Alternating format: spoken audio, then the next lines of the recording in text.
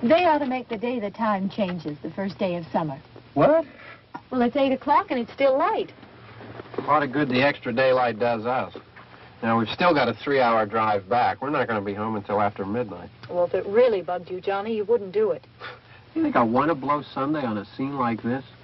You know, I figure we're either going to have to move Mother out here or move the grave into Pittsburgh. She can't make a trip like this. Oh, darn it, she can't. Is there any of that candy left? No. Look at this thing. We still remember. I don't.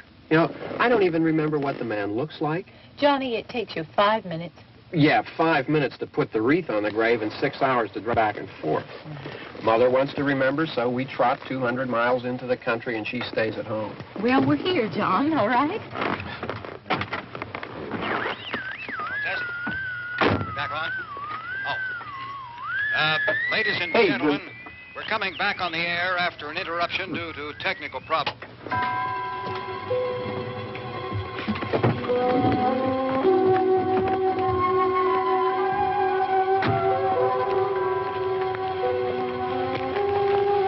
There's nothing wrong with the radio. Must have been the station. Which row is it in?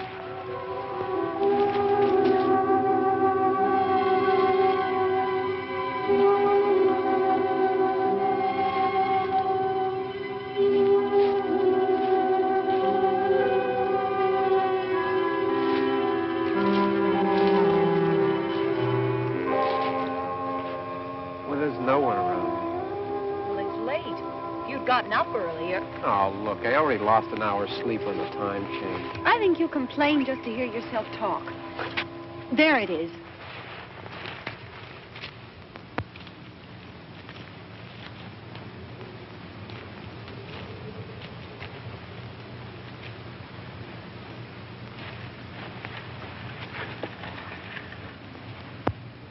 I wonder what happened to the one from last year. Each year we spend good money on these things. We come out here and the one from last year's gone. Well, the flowers die and the caretaker or somebody takes them away. Yeah, a little spit and polish. You can clean this up. Sell it next year. Wonder how many times we bought the same one.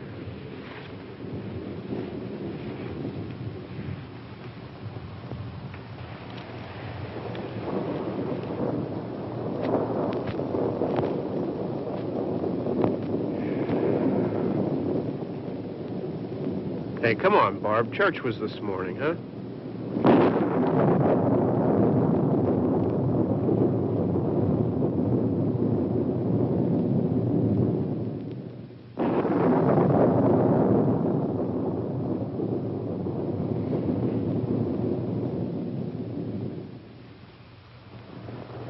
I mean praying's for church, huh? Come on. I haven't seen you in church lately. Well, there's not much sense in my going to church. Do you remember one time when we were small, we were out here? It was from right over there. I jumped out at you from behind the tree, and Grandpa got all excited, and he shook his fist at me, and he said, "Boys, you'll be damned to hell." Remember that? Right over there. Well, you used to really be scared here. Johnny. You're still afraid. Stop it now. I mean it. They're coming to get you, Barbara. Stop it. You're ignorant. They're coming for you, Barbara. Stop it. You're acting like a child. They're coming for you. Look, there comes one of them now. He'll hear you. Here he comes now. I'm getting out of here. Johnny.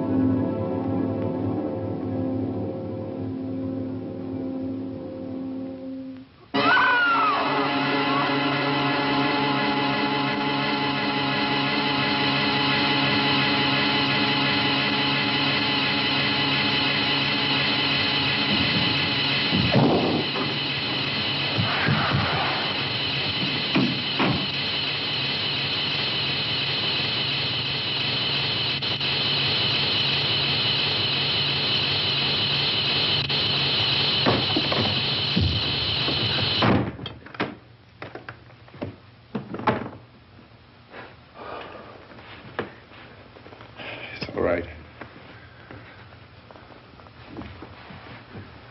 Don't worry about him. I can handle him. Probably be a lot more of them as soon as they find out about us. The truck is out of gas. This pump out here is locked. Is there a key? We can try to get out of here if we can get some gas. Is there a key? I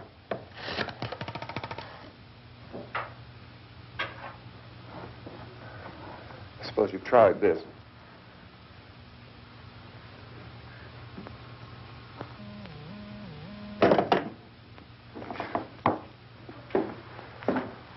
Do you live here?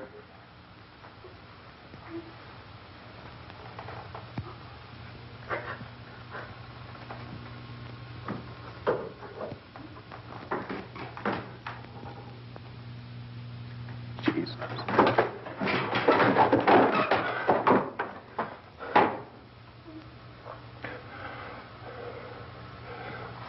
We've got to get out of here.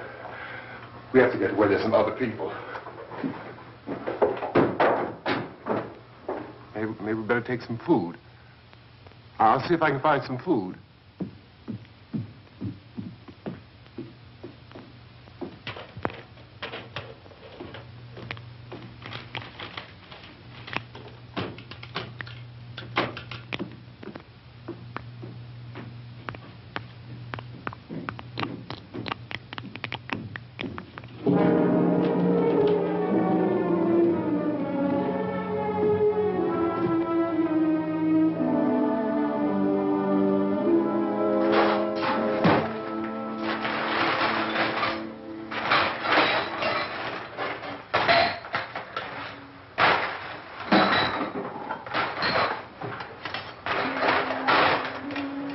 What's happening?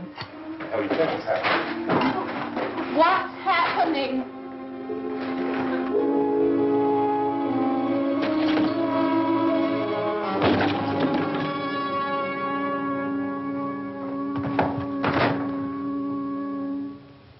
Two of them.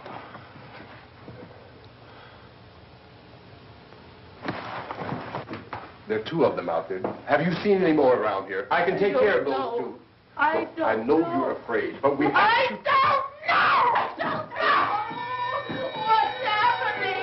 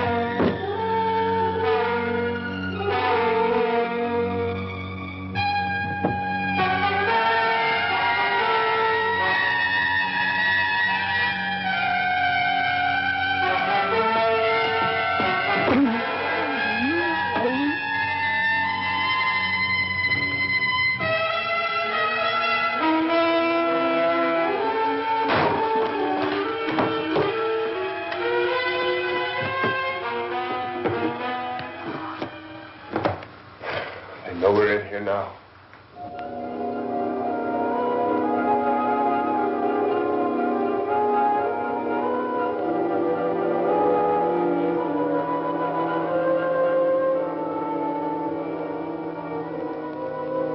Don't look at it.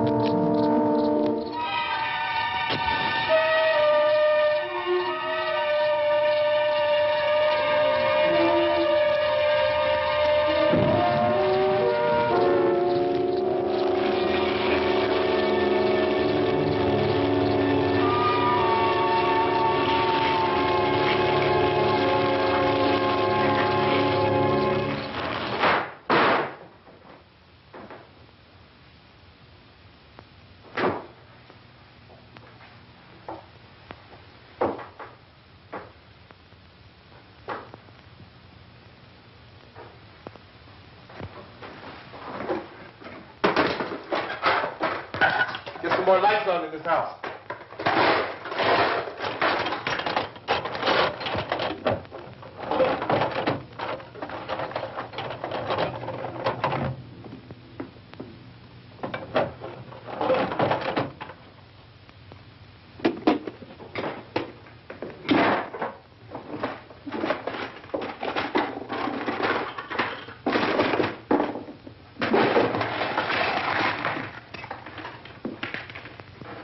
Why don't you see if you can find some wood, some boards, something there by the fireplace, something we can nail this place up.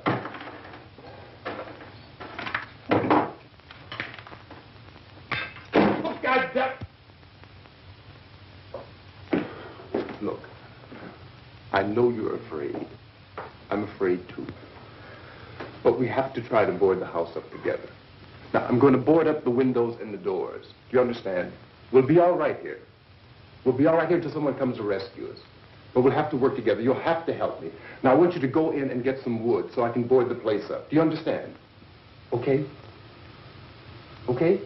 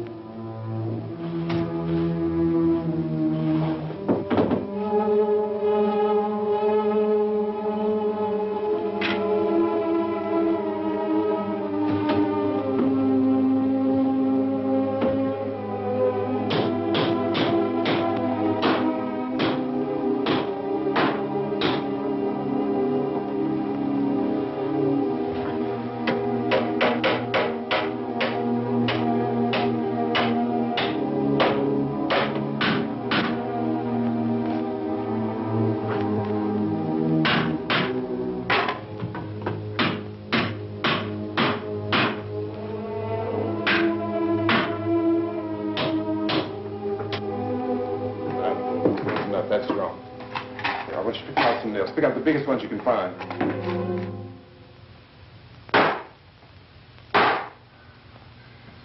There, this room looks pretty secure. If we have to, we can run in here and board up the doors. Won't be long before those things will be back pounding their way in here. They're afraid now.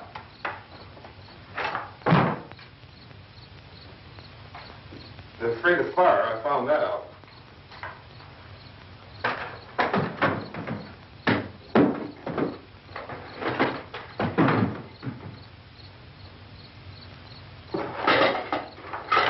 You know a place back down the road called Beekman's? Beekman's Diner?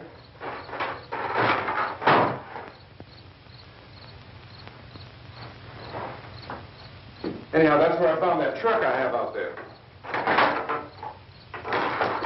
There's a radio in the truck. I had jumped in to listen to it when a big gasoline truck came screaming right across the road.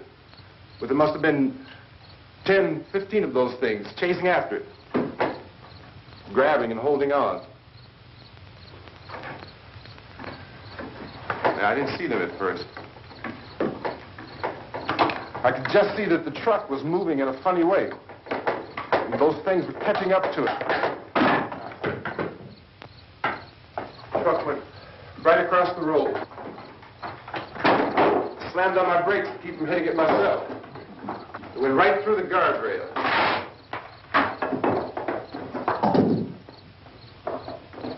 I guess the driver must have cut off the road into that gas station by Beekman's Diner. It went right through the billboard, ripped over a gas pump, and never stopped moving. By now, it's like a moving bonfire.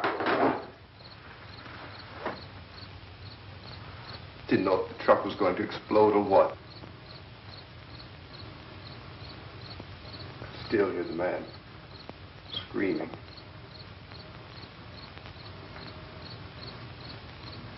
This thing is just backing away from it.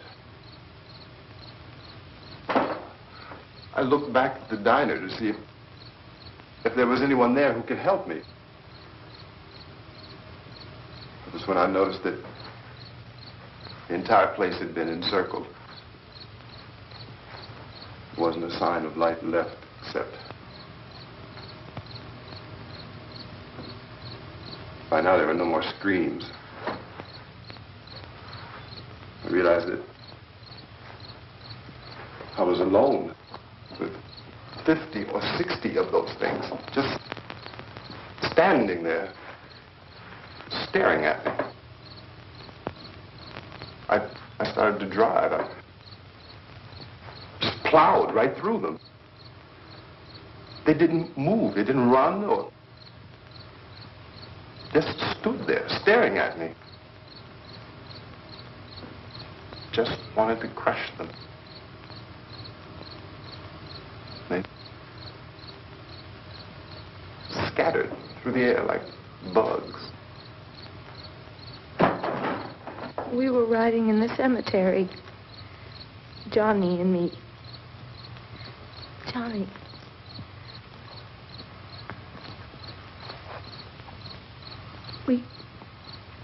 We came to put a wreath on my father's grave.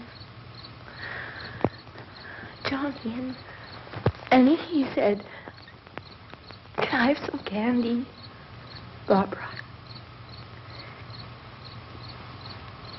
We didn't have any. And,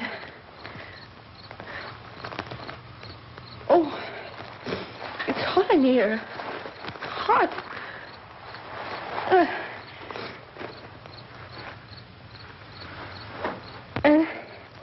And he said, "Oh, it's late. Why did we start so late?" And I said, "Johnny, if you'd gotten up earlier, we wouldn't be late." Johnny asked me if I were afraid. And I said, "I'm not afraid, Johnny." And then this man started walking up the road. He came slowly, and Johnny kept teasing me and saying, "He's coming to get you, Barbara." And I laughed at him and said, Johnny, stop it. And then Johnny ran away. And I went up to this man, and I was going to apologize. Why don't you just keep calm? And I looked up, and I said, Goody. And he grabbed me. He grabbed me, and he ripped at me. He held me, and he ripped at my clothes. I think you should just calm down. Oh, I screamed, Johnny! Johnny, help me! Oh, help me! And he wouldn't let me go. He ripped. And then Johnny came and he ran and he fought this man. And I got so afraid. I ran.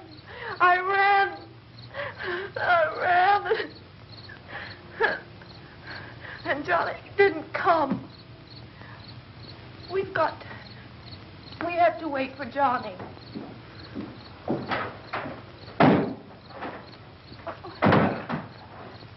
We better go out and get him. We have to go out and get Johnny. He's out there.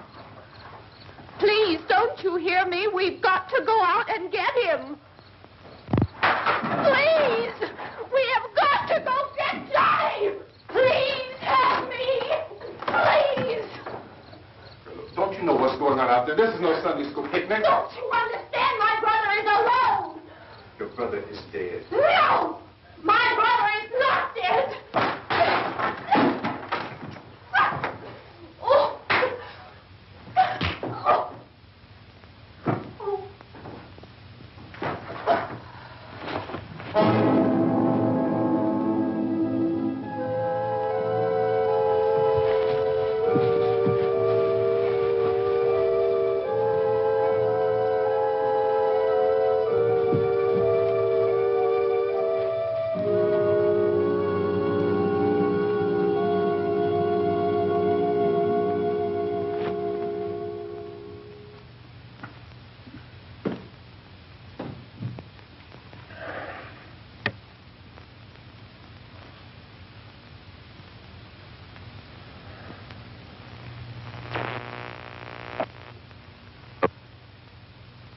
Because of the obvious threat to untold numbers of citizens, and because of the crisis which is even now developing, this radio station will remain on the air day and night.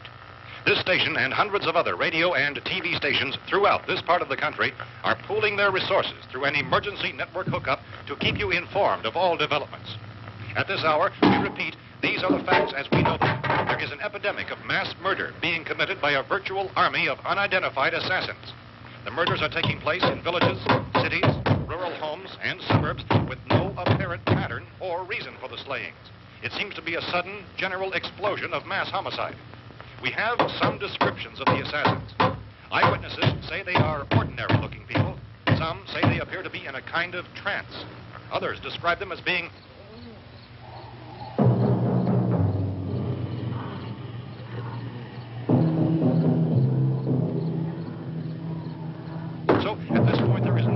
authentic way for us to say who or what to look for and guard yourself against. Misshapen monsters. Reaction of law enforcement officials is one of complete bewilderment at this hour. So far, we have been unable to determine that any kind of organized investigation is yet underway. Police, sheriff deputies, and emergency ambulances are literally deluged with calls for help. The scene can best be described as mayhem. Mayors of Pittsburgh, Philadelphia, and Miami, along with the governors of several eastern and midwestern states, have indicated the National Guard may be mobilized at any moment, but that has not happened as yet. The only advice our reporters have been able to get from official sources is for private citizens to stay in their homes behind locked doors. Do not venture outside for any reason until the nature of this crisis has been determined and until we can advise what course of action to take. Keep listening to radio and TV for any special instructions as this crisis develops further. Thousands of office and factory workers are being urged to stay at their places of employment, not to make any attempt to get to their homes. However, in spite of this urging and warning, streets and highways are packed with frantic people trying to reach their families or apparently to flee just anywhere. We repeat, the safest course of action at this time is simply to stay where you are.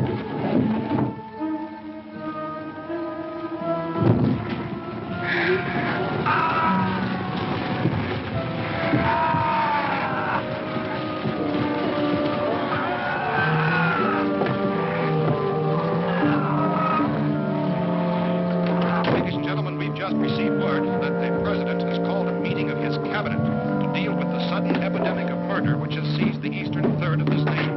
The meeting is scheduled to convene within the hour. Members of the presidential cabinet will be joined by officials of the FBI and joint teams behind closed doors. The White House spokesman, in announcing this conference, says there will be an official announcement as soon as possible following that meeting. This is the latest dispatch just received in our newsroom. Latest word also from National Press Services in Washington, D.C. now tells us that the emergency presidential conference, which we've just mentioned, will include high-ranking scientists from the National Aeronautics and Space Administration. That's the extent of this latest bulletin meeting. Members of his cabinet, the FBI, Joint Chiefs of Staff, and the scientists from NASA within the hour. All radio and TV stations throughout this part of the country, including the one to which you were listening, have joined their facilities in an emergency network to bring you this news as it develops. We urge you to stay tuned to radio and TV and to stay indoors at all costs. Late reports reaching this newsroom tell of frightened people seeking refuge in churches, schools, and government buildings, demanding shelter and protection from the wholesale murder which apparently is engulfing much of the nation. Law enforcement officials are at a loss to explain or even at this hour, even to theorize about the reasons for this wave of murder. So far, the advice they're able to give the public is something Chief T.K. Dunmore of Camden, North Carolina, who's quoted as saying, quote, "Tell the people, for God's sake, to get off the streets.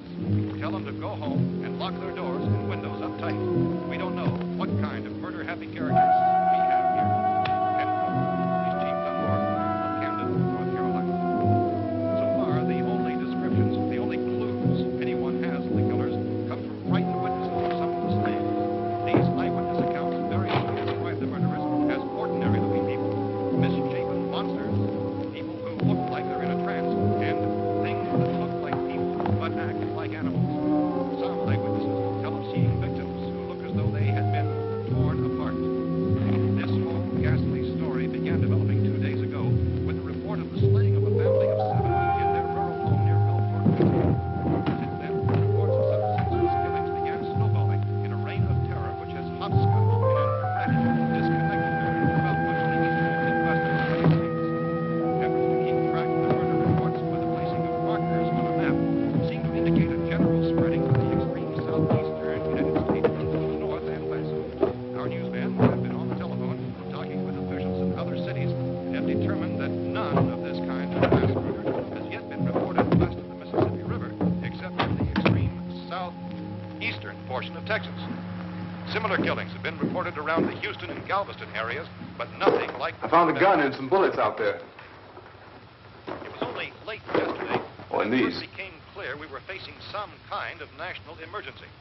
When first reports began filtering in, newsmen and law enforcement agencies were of the opinion This place is boarded up pretty solid now. in nature. However, as these We ought to be all right here for a while. dramatically, it was soon apparent that We have this a was gun something and more than the bullets. usual run of lawlessness. Food and the radio. Some began to suspect an obscure kind of conspiracy. Sooner or later, someone Things as bound to come and get us out. creatures from outer space. So again, we join with law enforcement agencies, urging you to seek shelter in a building. Lock the doors and windows securely. Hey, that's us. We're doing all right. Take cautious of any suspicious strangers. And keep tuned to your radio and television for survival instructions and further details of this continuing story. Look, I don't know if you're hearing me, Goes on in the absence of any law. but I'm going upstairs now.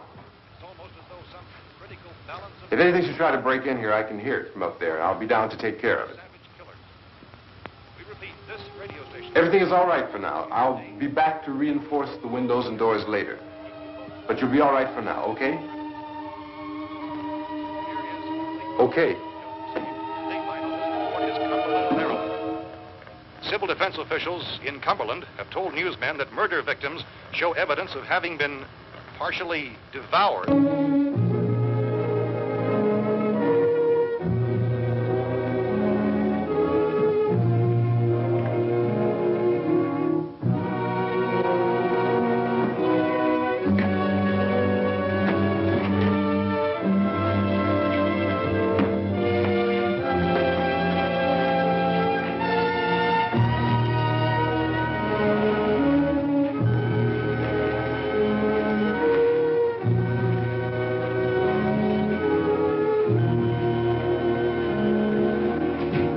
inconsistent reports from witnesses to the effect that people who acted as though they were in a kind of trance were killing and eating their victims prompted authorities to examine the bodies of some of the victims. Medical authorities in Cumberland have concluded that in all cases, the killers are eating the flesh of the people they murdered. Repeating this latest bulletin just received moments ago from Cumberland, Maryland, civil defense authorities have told newsmen that murder victims show evidence of having been partially devoured by their murderers. Medical examination of victims' bodies shows conclusively that the killers are eating the flesh of the people they kill. And so this incredible story becomes more ghastly with each report. It's difficult to imagine such a thing actually happening, but these are the reports we have been receiving and passing on to you, reports which have been verified as completely as is possible in this confused situation. It is happening, and it would appear that no one is safe from this wave of mass murder.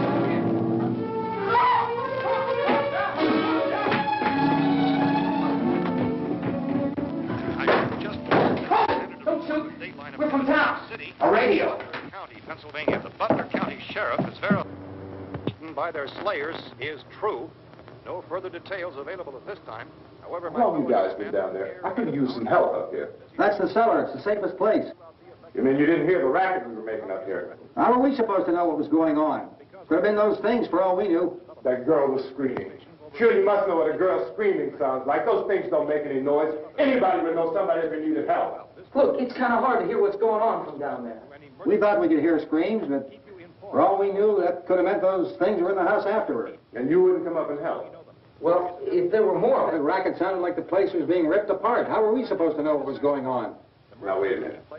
You just got finished saying you couldn't hear from down there. Now you say it sounded like the place was being ripped apart. It would be nice if you get your story straight, man. All right, now you tell me.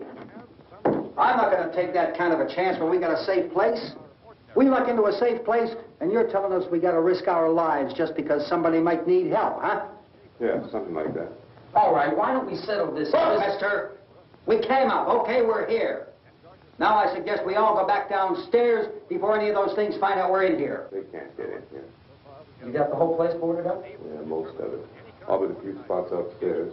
They won't be hard to fix. You're insane. The cellar's the safest place. I'm telling you, they can't get in here. And I'm telling you, those things turned over our car. We were damn lucky to get away at all. Now, you tell me those things can't get through this lousy pile of wood? His wife and kids downstairs. Kids hurt. Well, I still think we're better off up here. We could strengthen everything up, Mr. Cooper. With all of us working, we could fix this place up in no time. We have everything we need up here. We can take all that stuff downstairs with us. Man, you're really crazy, you know that? You got 1 million windows up here. All these windows, you're gonna make them strong enough to keep these things out, huh? I told you those things don't have any strength. I smashed 3 of them and pushed another one out the door. Did you hear me when I told you they turned over our car? Oh, hell, any good 5 men can do that. That's my point. Only there's not going to be 5 or even 10. There's going to be 20, 30, maybe 100 of those things. And as soon as they know we're here, this place is going to be crawling with them. Well, if there are that many, they'll probably get us wherever we are. Look, the cellar. The cellar, there's only one door, right? Just one door, that's all we have to protect. Tom and I fixed it so it locks and boards from the inside.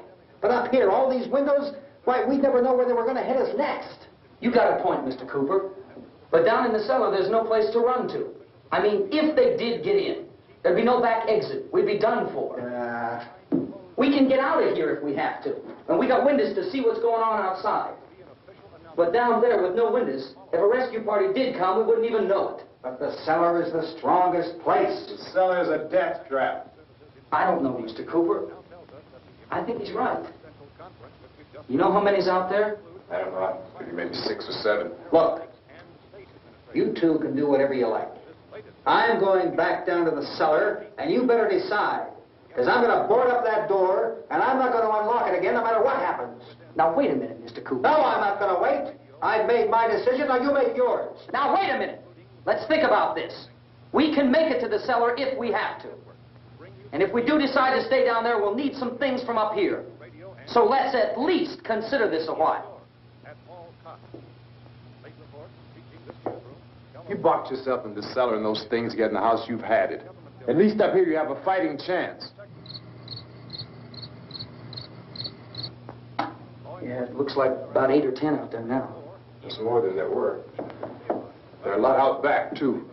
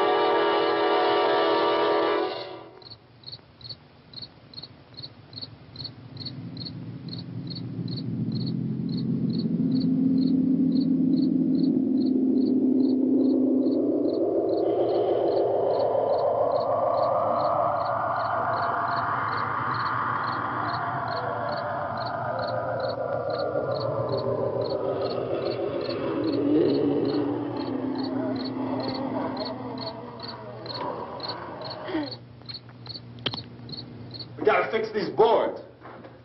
You're crazy. Those things are going to be at every window and door in this place. We've got to get down into the cellar. Go down in that damn cellar. Get out of here! I'm taking the girl with me. You leave her here.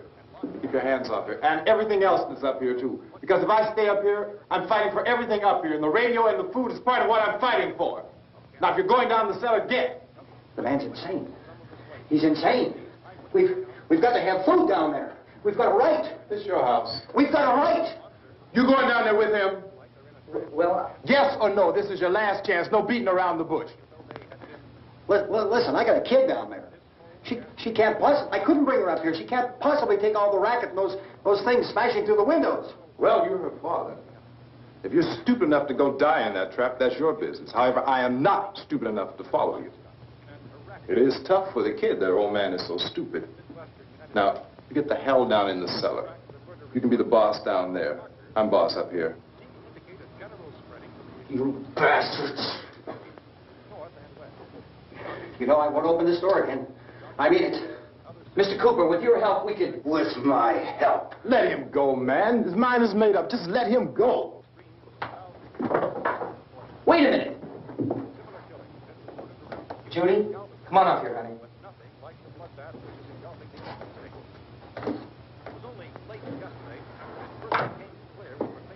You're gonna let them get hurt, too, huh? It's all right, honey. Go ahead.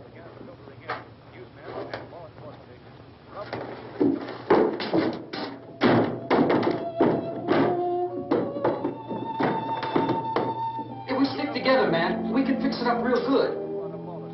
There's lots of places we can run to up here.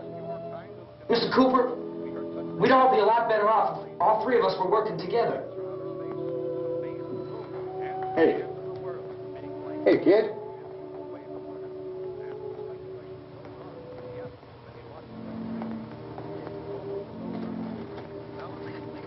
He's wrong, you know. I'm not boxing myself in down there. We repeat, this radio station will remain on the air day and night. Well, we're safe now. It's boarded up tight. What about Tom and Judy? They want to stay up there and let them. There are two other people upstairs, a man and a girl. We heard the screaming. Yeah, but I didn't know who they were, and I wasn't about to take any unnecessary chances. Of course not, Harry.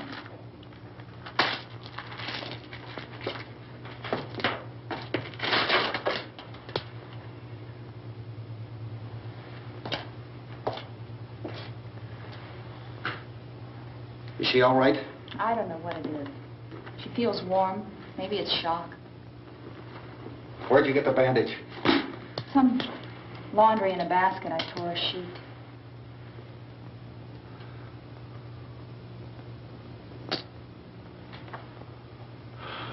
Let them stay upstairs. Let them. Too many ways those monsters can get in up there. We'll see who's right. We'll see when they come begging me to let them in down here. That's important, isn't it? What? To be right, everybody else to be wrong. What do you mean by that? Does anyone up there know why we're being attacked? Whatever it is, it isn't just happening here. It's some kind of mass murder. It's going on everywhere. The radio said to stay inside. Radio? Radio upstairs. I heard a news bulletin. There's a radio upstairs and you boarded us in down here? I know what I'm doing. What did it say? Nothing. Nothing. They don't know anything yet. There's mass murder everywhere, and people are supposed to look for a safe place to hide. Take the boards off that door.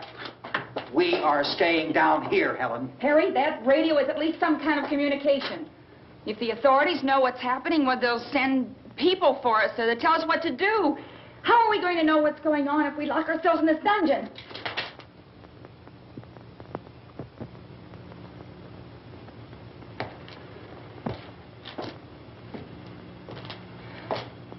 We may not enjoy living together,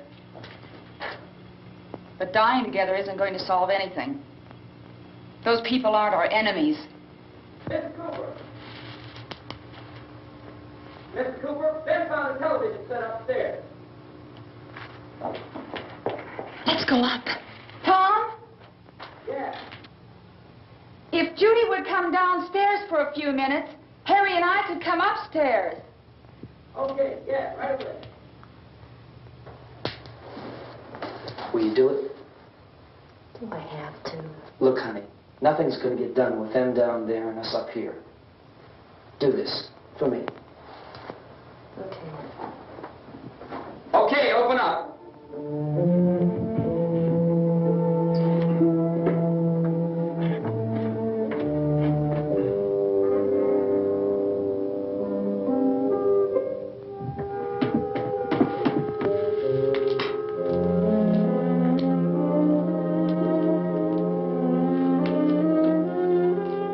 I'll take good care of her, Helen. She's all I have. Why don't you go upstairs now?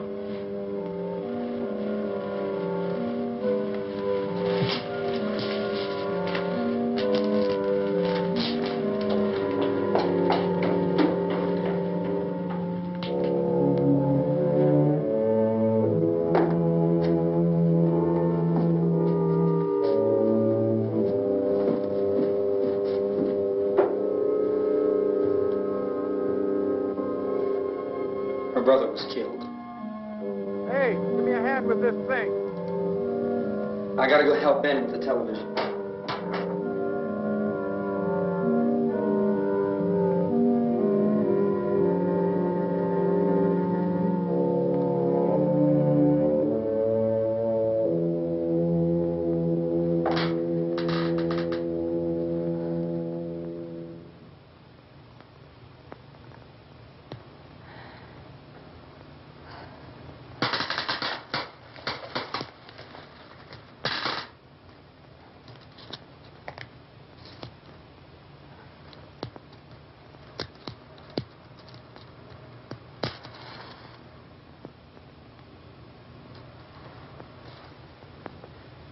Don't be afraid of me. I'm Helen Cooper, Harry's wife.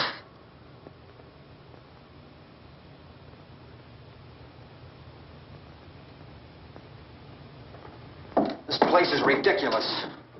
Look at this. There's a million weak spots up here. Give me one of those.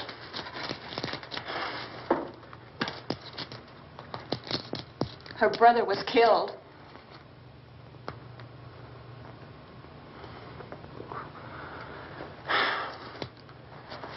And they talk about these windows. I can't see a damn thing. There could be 15 million of those things out there. That's how much good these windows are. Why don't you do something to help somebody?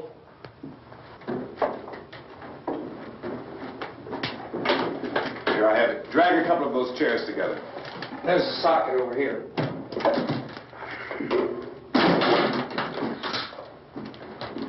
You better watch this and try to understand what's going on. I don't want anyone's life on my hands. Is there anything I can do to help? I don't want to hear any more from you, mister. If you stay up here, you take orders from me. And that includes leaving the girl alone. It's on, it's on. There's no sound. Play with the rabbit ears. Reports, incredible as they seem, are not the results of mass hysteria. Mass hysteria. What do they think? We're imagining all this? Shut up! In all parts of the country. The wave of murder which is sweeping the eastern third of the nation is being committed by creatures who feast upon the flesh of their victims. First eyewitness accounts of this grisly development came from people who were understandably frightened and almost incoherent. Officials and newsmen at first discounted those eyewitness descriptions as being beyond belief. However, the reports persisted. And medical examinations of some of the victims bore out the fact that they had been partially devoured. I think we have some late word just arriving, and I'll interrupt to bring this to you. This is the latest disclosure in a report from National Civil Defense Headquarters in Washington.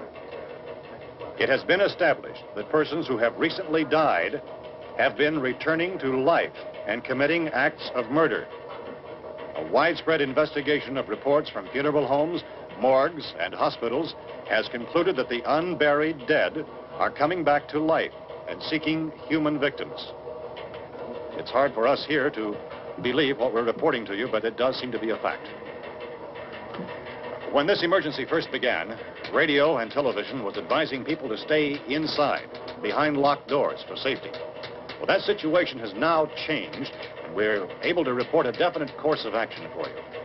Civil defense machinery has been organized to provide rescue stations with food, shelter, medical treatment, and protection by armed National Guardsmen.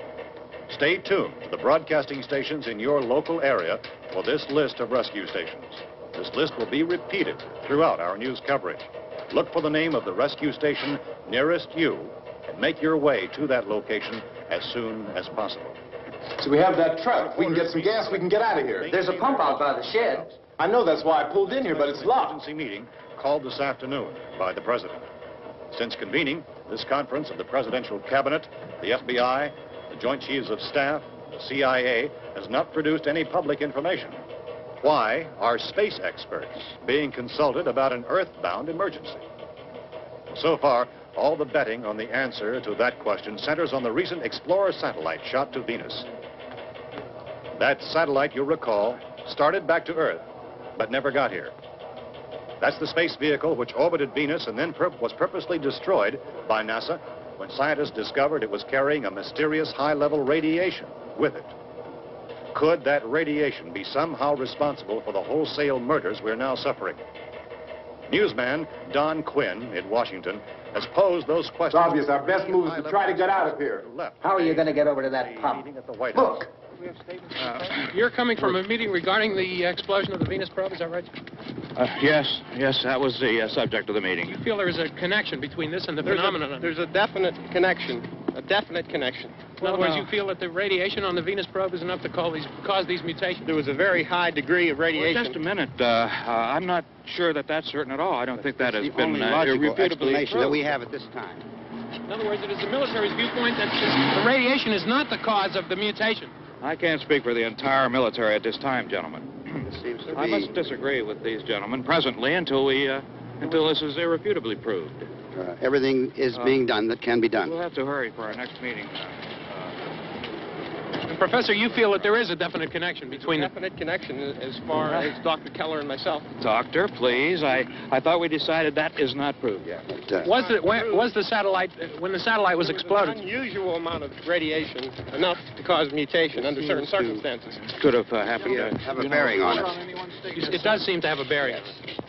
Will there be a reply for this? Later? Yes. There will be a reply. Yes. Later this afternoon.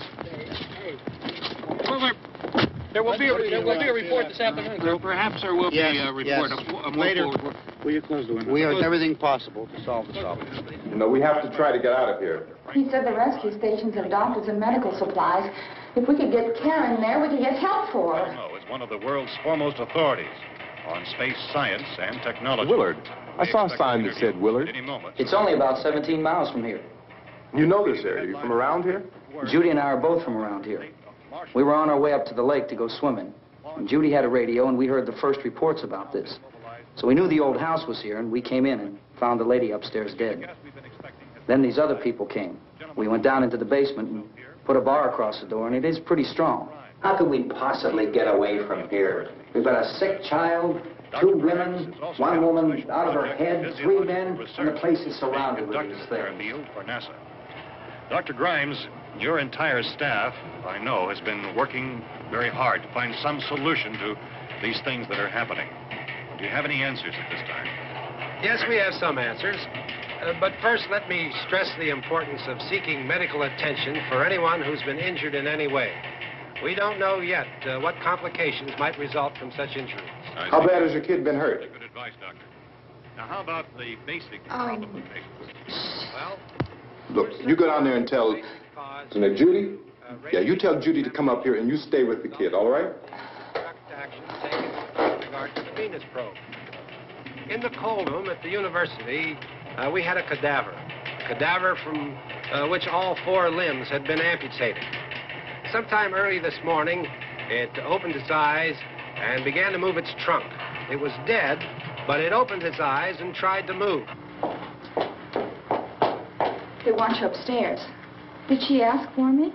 She hasn't done anything. I don't understand. Baby. It's Mommy. I heard. I'll come back down as soon as I find out what they want. Thank you, Judy. The body should be disposed of at once, preferably by cremation. Well, how long after death, then, does the body become reactivated? It's only a matter of minutes. Minutes?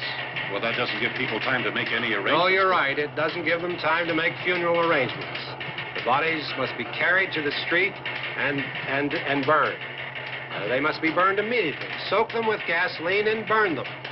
The bereaved will have to forego the dubious comforts that a funeral service will give. They're just dead flesh and dangerous. I see. Judy, I need you to find some bedspreads or sheets to tear up into small strips, okay? Is there a fruit cellar here? Yes. We need some bottles or jars. Make Molotov cocktails and hold them out while we try to escape. Hey, there's a big can of kerosene down there. I'll see what I can find. I'll look for the bottles. There's a big key ring down there. There may be a key to the gas pump on it. I'll check. We can toss the cocktails from a window upstairs. Meantime, a couple of us can go out and try to get the gas and come back for the rest of the people. But that'll leave a door open someplace. Yeah, that's right. It better be this door. It's closer to the truck. Before we go out, we'll put some supplies behind the cellar door. While we're gone, the rest of you can hold up in there. I found some fruit jars in the cellar. And there's a key on here that's labeled for the gas pump out back. I'm not really that used to the truck. I found it abandoned. I can handle the truck, no sweat. You're it, then. You and I'll go.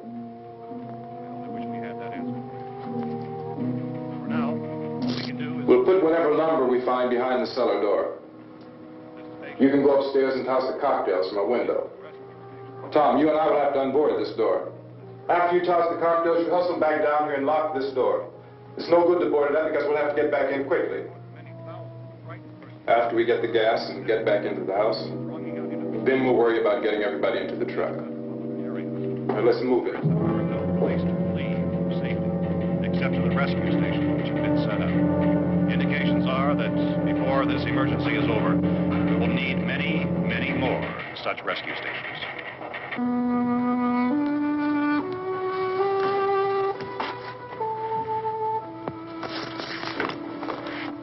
You always have a smile for me. How can you smile like that all the time? How many do you have done? Come on, honey, we gotta move. Tom, are you sure about the phone? The phone is dead out. All you get is a recorded message.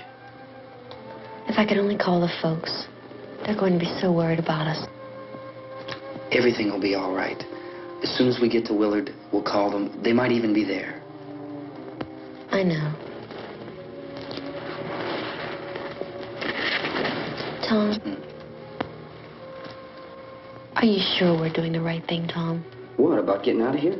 Yeah. Well, the television said that's the right thing to do. We've got to get to a rescue station. I don't know. Come on, honey. You're starting to sound like Mr. Cooper now.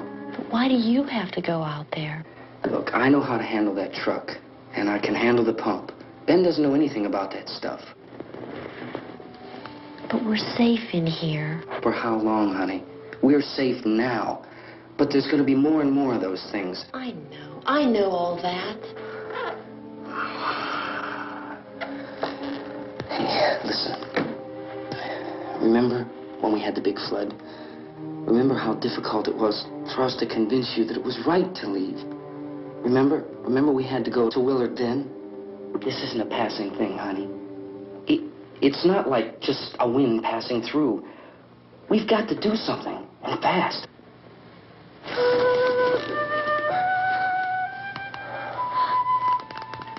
I just don't want you to go out there, that's all.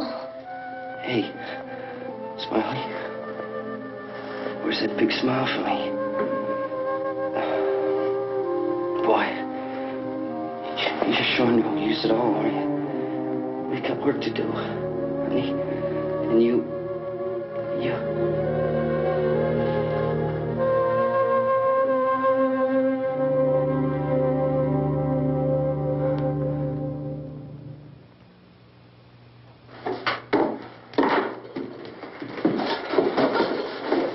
We better get her downstairs. We have to go downstairs now, Barbara. She's right. You have to go downstairs now, just for a little while, until we get back. Then we can all leave. Oh, I'd like to leave. Yes.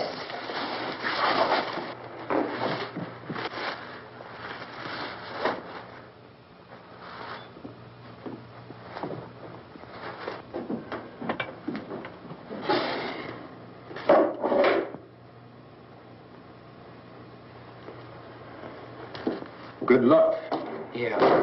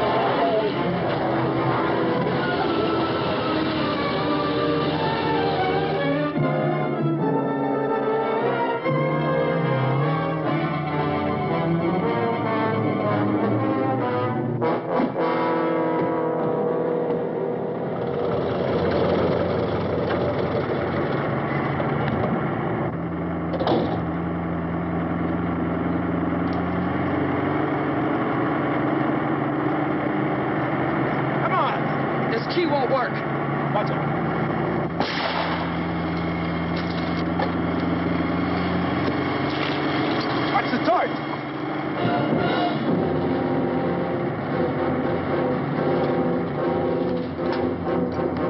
Gotta get away from the pump.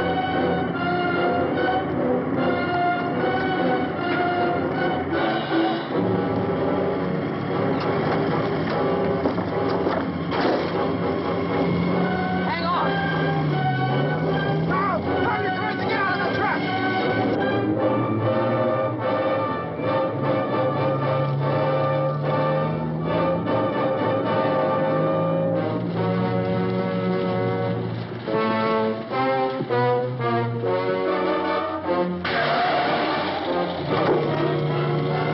Let's get out of here. Come on, come on. My jacket's caught.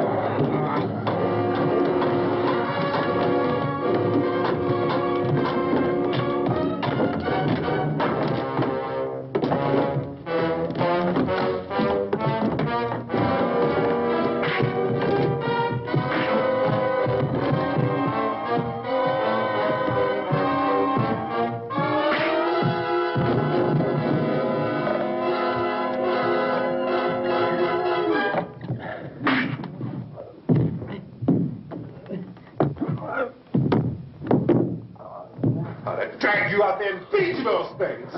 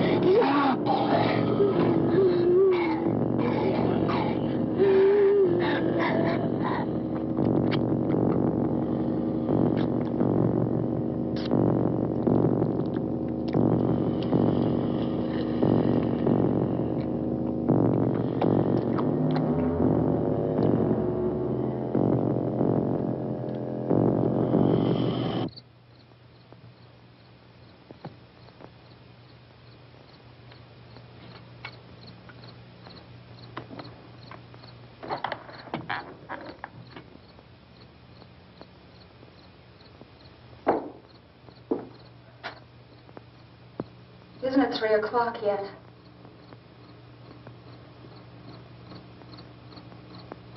There's supposed to be another broadcast at 3 o'clock. 10 minutes. Oh, only 10 more minutes? We don't have very long to wait. we can leave. Well, we better leave soon. It's 10 minutes to 3.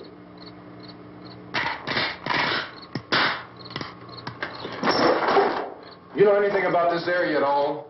I mean, is Willard the nearest town? I don't know. We were just trying to get to a motel before dark. You say those things turned your car over. You think we can get it back on its wheels and drive it? Where is it? Seems like it was pretty far away. Seems like we ran. Forget it. It's at least a mile. Johnny has the keys. You gonna carry that child a mile through that army of things out there? I can carry the kid. What's wrong with her? How'd she get hurt? One of those things grabbed her. Bit her on the arm. What's wrong? Who knows what kind of disease those things carry? Is she conscious? Barely. She can't walk. She's too weak. Well, one of us could try to get to the car. You gonna turn it over by yourself? You have a car? Where? Where is it? You won't be able to start it. Yeah, I know. But where is it?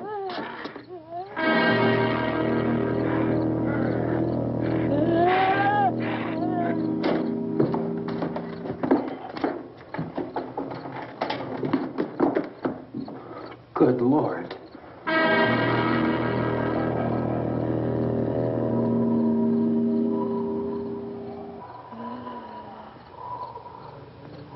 Being monitored closely by scientists at all the radiation detection stations.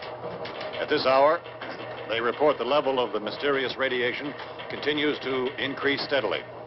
So long as this situation remains, government spokesmen warn that dead bodies will continue to be transformed into the flesh-eating ghouls. All persons who die during this crisis, from whatever cause, will come back to life to seek human victims unless their bodies are first disposed of by cremation.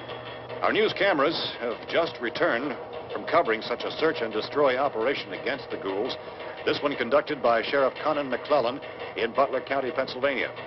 So now let's go to that film report. All law enforcement agencies and the military have been organized to search out and destroy the marauding ghouls. The Survival Command Center at the Pentagon has disclosed that a ghoul can be killed by a shot in the head or a heavy blow to the skull. Officials are quoted as explaining that since the brain of a ghoul has been activated by the radiation, the plan is kill the brain and you kill the ghoul. Anything from the supply wagon, Gus? No, we're all right. Hey, Cass, put that thing all the way in the fire. We don't want it getting up again. All right, Chief McClellan, how's everything going? Oh, things aren't going too bad. Men are taking it pretty good. You want to get on the other side of the road over there? Chief, do you think we'll be able to defeat these things? Well, we killed 19 of them today right in this area. Those last 3 we caught trying to claw their way into an abandoned shed. They must have thought somebody was in there. There wasn't, though. We heard them making all kind of noise. We came over and beat them off, blasted them down. Things as soon as you're finished, can I see you here? Yeah, okay. Chief, if I were surrounded by 6 or 8 of these things, would I stand a chance with them? Well, there's no problem. If you had a gun, shoot them in the head. That's a sure way to kill them. If you don't, get yourself a club or a torch. Beat them or burn them. They go up pretty easy. Well, Chief McClellan, how long do you think it will take you until you get the situation under control? Well, that's pretty hard to say. We don't know how many of them there are. We know when we find them, we can kill them. Are they slow-moving, Chief? Yeah, they're dead. They're all messed up. Well, in time, would you say you ought to be able to wrap this up in 24 hours? Well, we don't really know. We know we'll be into it most of the night, probably into the early morning. We're working our way toward Willard, and we'll team up with the National Guard over there, and then we'll be able to give a more definite view. Thank you very much, Chief McClellan. This is Bill Cardill, WIC TV 11 News. Thank you, Bill, for that report.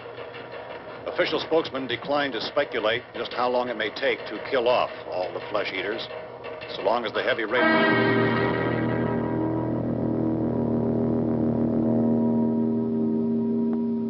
Is the fuse box in the cellar? I don't know. It isn't the fuse. The power lines are down. Helen, I have to get that gun. Haven't you had enough? But 2 people are dead already on account of that guy. Take a look out that window, kid.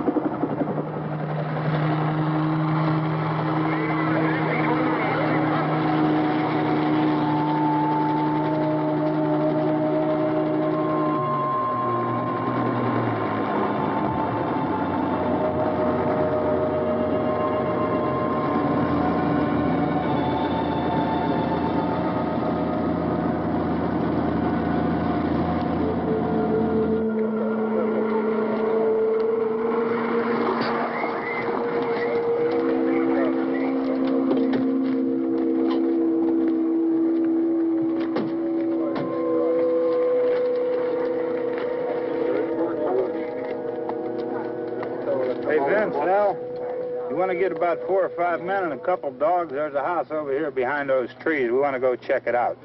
Thank you. Go here, Bill. Yeah, Chief, we're going to stay with it till we meet up with the National Guard. Where'd you get the coffee? One of the volunteers, you're doing all the work, you take it. Thank you. We should be wrapped up here about 3 or 4 more hours. We'll probably get into Willard then. I guess you can go over there and meet the National Guard. Nick, you and the rest of these men want to come with me? Well, Bill, I'm checking the office, see what's happening. All right, Steve, tell them we're going to stay with it, and everything appears to be under control.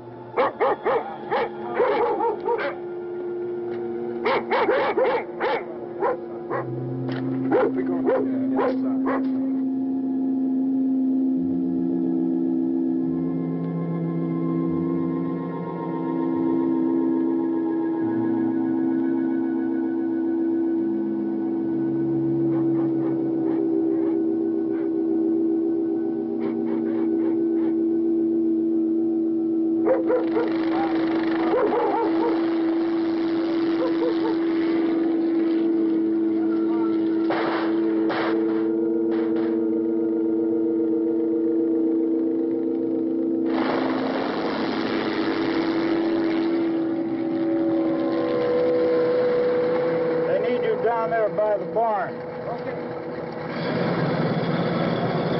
Some of these guys can follow the wagon down. I only need a few men to check out the house. Somebody had a cookout here, Vince. Yeah, sure looks like it, Carl.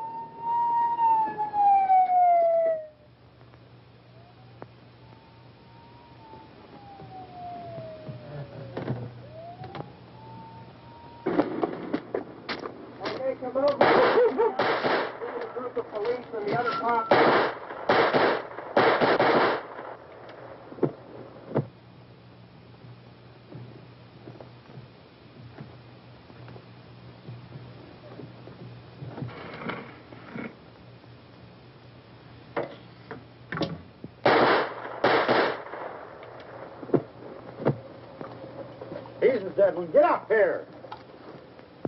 Nick, Tony, Steve, you want to get out in that field and build me a bonfire?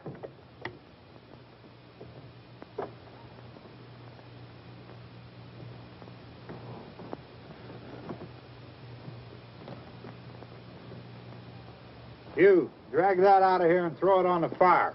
Nothing down here? All right, go ahead down and give him a hand. Let's go check out the house. There's something there. I heard a noise.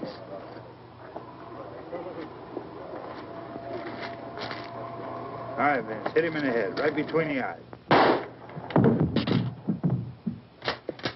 Good shot. Okay, he's dead. Let's go get him. That's another one for the fire.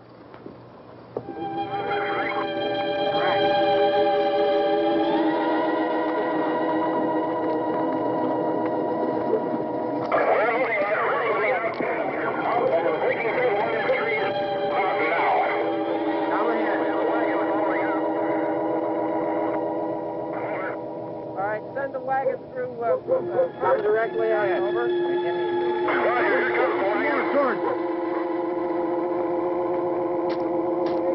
Keep those dogs back off of those things.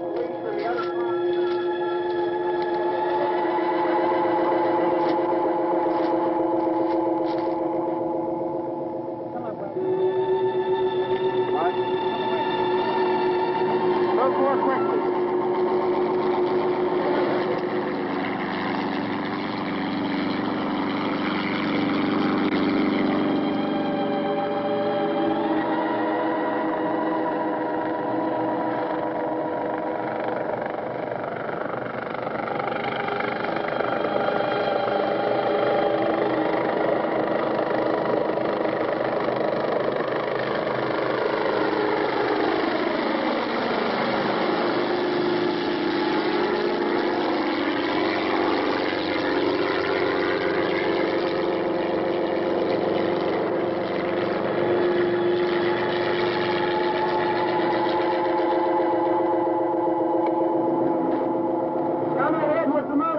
Please.